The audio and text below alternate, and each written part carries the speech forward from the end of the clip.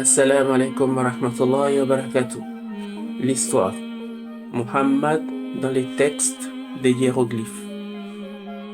Le Coran n'est pas seulement venu nous transmettre des récits pour nous émouvoir ou nous faire réfléchir. Il est aussi venu nous alerter. Il nous montre que les fondements même de l'histoire ont été bouleversés et il nous donne des éléments nécessaires pour sa reconstitution. Quand on lit le Coran avec attention, on comprend une chose. L'histoire n'a pas été seulement oubliée, elle a été volontairement falsifiée. Les prophètes qui en sont les véritables piliers ont été combattus. Beaucoup ont été tués et les croyants ont été massacrés. Face à cela, le musulman ne peut se contenter de répéter ce qu'il entend. Il doit apprendre à examiner les récits et à réfléchir. Il doit rebâtir l'histoire à la lumière de la révélation.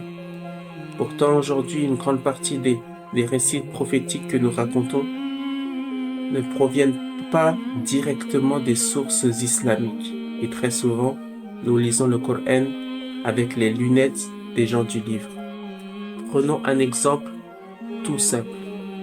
Pourquoi citons-nous tous le récit de Isa ibn Maryam vers l'an 0 en Palestine à Jérusalem?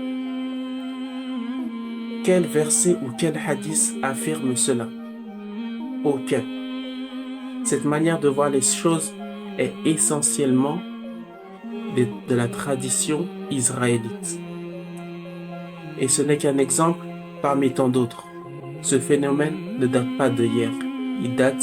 Il remonte à l'époque même du prophète alayhi salatu wassalam, qui ce dernier voyait ses compagnons s'inspirer des écrits des gens du livre. Et vous connaissez tous le hadith. C'est précisément pour cela que certains grands savants ont parlé de israéliyat, c'est-à-dire de l'israélisation de la pensée musulmane et des textes musulmans. Voilà pourquoi il est indispensable de revenir à nos propres sources et de savoir distinguer entre les récits venant de la tradition islamique et les traditions israélites. Nous vous invitons à notre livre L'histoire Muhammad dans les textes des hiéroglyphes. Assalamu alaikum wa rahmatullahi wa barakatuh.